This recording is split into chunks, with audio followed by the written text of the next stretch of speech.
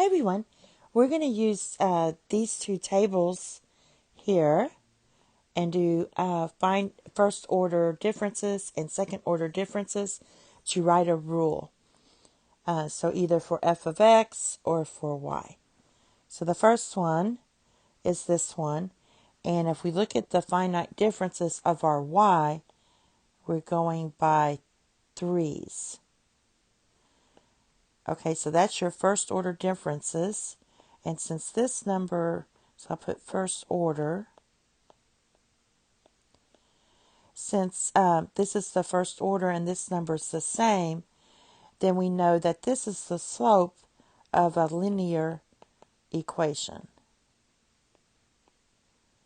All right, so what we want to do is write this as y equals mx plus b. So y equals 3x plus b. Now plug in one of the points to find your y-intercept. So just plug in one of those.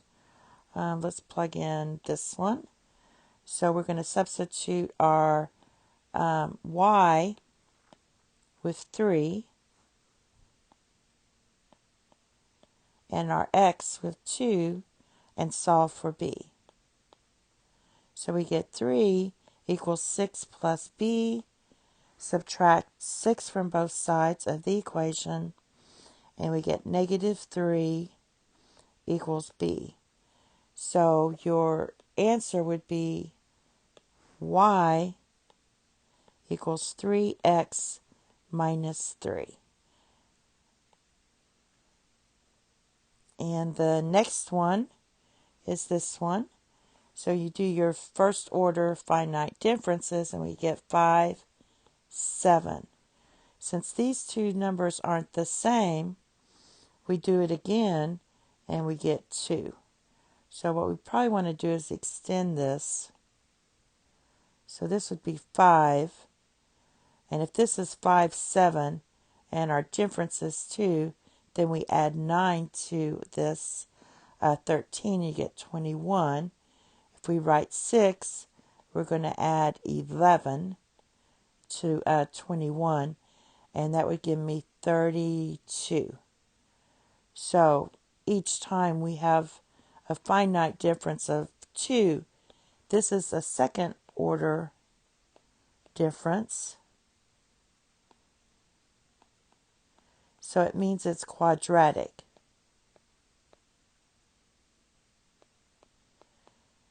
Quadratic. So basically, I think that's an A. So basically, we know it's of this form, and since we have f of x, we'll use f of x. F of x equals x squared plus b. So I'm going to write this as y equals x squared plus b and solve for b. So if I plug in one of these points, I'm going to let my x be 3, and this will be 6. So we have 6 equals 3 squared plus b. So b equals, just subtract 9 from both sides. This is 9, so subtract 9 from both sides. So you get negative 3 equals b. So our equation is going to be y equals x squared minus 3. Now let's plug in one of these. Let's plug in this one and just check. Does 13 equal, that's your y, 4 squared minus 3? And 13 equals 16 minus 3. And this is 13, so yes, it does. So we did come up with the right equation. And then we probably want to change it to f of x because that's what they started with. So just change this to f of x instead of y. And that's it. Thank you. Have a nice day. Bye-bye.